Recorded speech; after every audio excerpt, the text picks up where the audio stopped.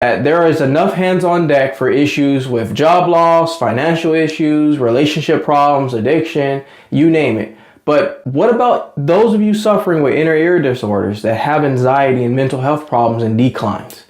And that's why I think I can be a good asset, because I feel like this kind of condition isn't really well talked about, isn't documented as well. If you go on Google and you search problems with the inner ear relating to mental health problems, you're going to get a few articles here and there from some really well-known institutions, but there's not really a clear-cut way to kind of like combat some of these problems. And a lot of you are continuously facing it, and you're just not understanding where this all is coming from. Some of you are smart enough now to really dive in and figure out, okay, I think that I'm triggering this stuff. I'm triggering these anxiety bouts. I'm triggering some of these things. You're starting to kind of find that correlation between, all right, I feel not that great, but I don't have a bout. I don't have that panic. I don't have that worry, that sweating, the depression, that lingering feeling. You're realizing that the mind is a lot more decisive about bringing these symptoms on than you probably ever could imagine. But the question is, how do I get rid of it?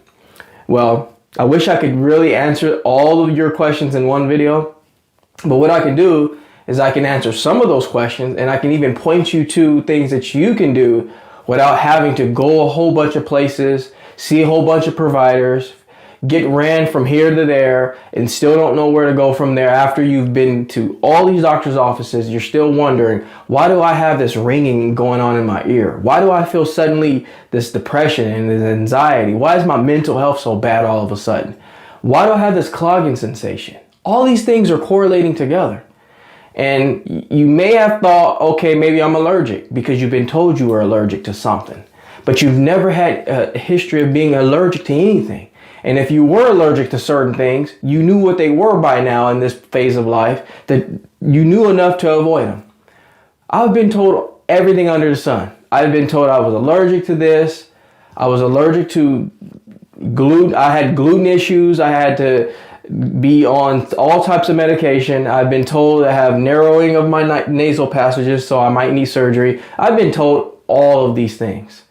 I've been talked into doing chiropractic care. I've been talked into doing all these types of therapies, and it just didn't get any easier for me. In fact, because of the fact that I've been told all these things, I actually began to get anxiety over all these things because I felt like it was just so much clutter. How do I dig and weave through all these things? Well, I'm going to keep this very simple. I'm going to keep this very strategic, but I'm going to help you watch this video without all the anxiety. There's no need to watch this video if you're going to feel anxiety about all these things you have to go do now. Things that are not even within your realm to do. Some of you are not even in an area. You're in a rural area where you can't access all these therapies and doctors. Well, I'm going to give you a simple enough like remedy in order to get through some of these inner ear disorders. And you're going to be like, wow, how did this slip by my awareness? Well, the first thing that I want you to do, some of these are not, I don't want to insult anybody, so some of these are going to sound almost too basic to be true, but it's really what the problem is. We're not basic enough, if that even makes sense. Sometimes you do need to be basic. But the one thing I wanted you to do is I want you to stop trying to treat it as an allergy problem. Now, is this to say, disclaimer, is this to say that there is no one on this earth that has allergy problems that have given you this inner ear problems now, this Eustachian problems, these tinnitus issues? No, because yes, there are people walking this earth right now that have had all these things we talked about that really do have allergy related problems due to diet, environmental issues, things like that. But for those of you that are like me, you were that rare little case of people. And I won't even say rare because the numbers are showing that it's climbing by the day, by the hour. But I'm going to speak to a lot of you out there that do not have allergies. You don't have, again, you may have allergies to other things, not this, not inner ear problems. You have to do your best. If you're going to see a provider, they're going to strictly focus on allergies. Most of them will. They don't really get into the mental side of things. They don't explain to you that, let's just give you a scenario here. You did get a cold, and that cold didn't leave you as smoothly as it should have. And yes, it gave you all these clogging ears, it gave you all these nasal problems now, but now you're kind of dealing with ear issues now.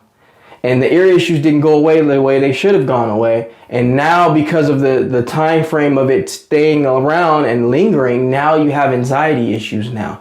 Now you're anticipating every problem, and everything that you do is related to your ear problems. And in fact, the ear problem is still there. What you need to do is you need to do your absolute best to not treat this thing as if you're trying to get rid of some kind of allergy. What you want to do is try to be as simple and basic as you possibly can. Which means is the best thing to do is to try to not overdo anything. What I mean by that is the first thing that you're going to feel you need to do is a lot of different things. It's a symptom. It's a thing that happens with this problem, with inner ear problems. I don't know why, but you get into this panic. It's only this type of sensation that I've ever felt. This condition has made me feel like I need to do a bunch of things. Stop right there. Don't do a bunch of things. If you do too many things, not only is it going to confuse your body and make you react to too many different things, it's going to make you not know what's working and what is working. So that's the first step. Don't panic and do a bunch of different things. And you're like, Jay, what do you mean different things? What kind of different things? Well, I'm going to tell you right now, what I did is I went out and just went shopping for myself one day, bought a bunch of different herbs from this tea shop. I bought all these different things like ginkgo biloba and all these like a neti pot. I did have a neti pot. I bought all these different types of like organic leaves and herbs, and I tried to make my own teas. And then I also went and I bought a bag of saline, and I was like, okay, so I need a steamer now. I went and bought a steaming machine. I bought all these different things, and I was like, okay. Every single day that nothing changed, nothing had improved, it just completely slashed my happiness away. It just completely thrashed my feeling of hope, because I had done all these things. I've spent all this money, all this effort, all this research, and I'm like, what is going on here? I had all these different herbs and teas and drops. I had a bunch of drops that has been given to me by allergists. I've had nasal sprays. I had all these things laid out, and all it did was make my situation worse. It took the confidence of myself out of the picture, because I thought I had to put my confidence in all these other items and things, and that actually made the situation far worse. So the first step is don't do that. Don't go buy a bunch of different things. Keep it very basic. Just look at where you are right now. Look at what you're doing right now. Are you drinking enough water? Are you sleeping enough? And I'm going to talk to you like an elementary school person, because that's what I had to be talked to. I had to be talked to like an elementary school person, because I was thinking I needed all these other things, and I didn't need all these like complex things. And it's not to say that those things that I named were bad, but when you're buying them in a sense of panic and then you're feeling the sense of frantic, like you buying all these things, it's just throwing your body chemistry off. The natural ability to heal from things is throwing everything completely out of whack. And then you don't know what you're doing. Okay, so the next thing you need to do is, once you've analyzed the basic things, again, water, sleeping, not too much protein, not too much carbs, a nice balanced diet, plenty of greens, leave the alcohol alone, cut out the caffeine, invest in time to stretch your neck, your back, your quads, everything. Basic stuff, right? You don't have to spend any money for anything I just named right now. You just do the basic stuff, okay? So that's number one. Number two is you want to do your absolute best. Now this one's probably the hardest. This was definitely challenging.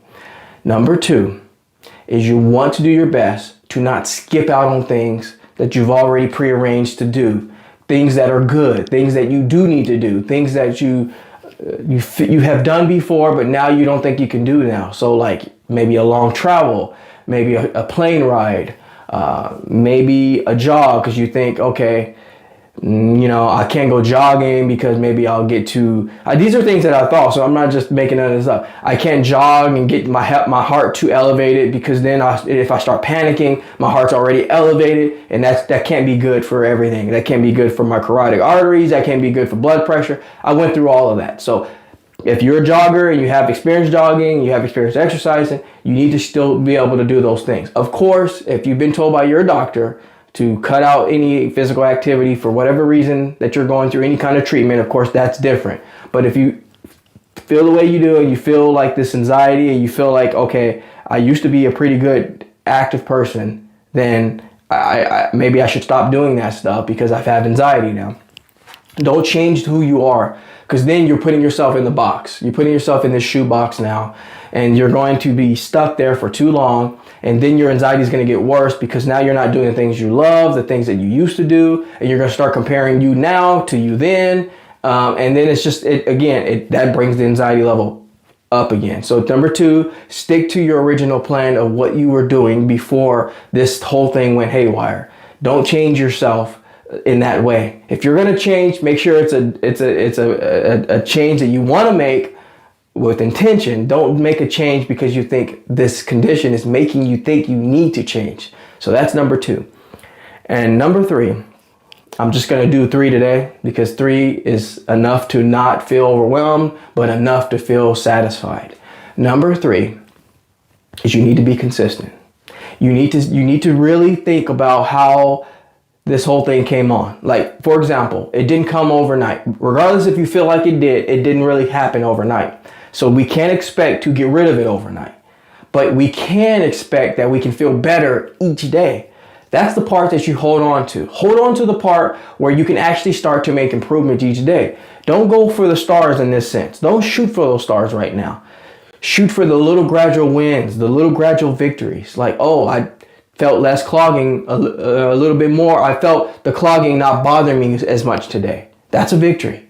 I felt the need to go out with my friends. That's a victory. I felt the need to exercise today. I felt the need to do my job the way I've been doing my job at my employer, sees my efforts, and like there's no anxiety now. I feel like I can do what I've been doing. That's a victory. So you need to do these 3 things. You really have to do your absolute best to stick to this program. It's very basic, but very effective. And what it's going to do is it's going to bring your awareness to what I just said. It's not going to educate you from the unknown. It's going to educate you from the awareness factor. See, a lot of times a lot of you are all well educated. Education is not always a problem. It's the awareness of what you have in your possession at hand right now. Being aware is just as detrimental as being uneducated. What good is education if you don't know where to apply it and how to apply it?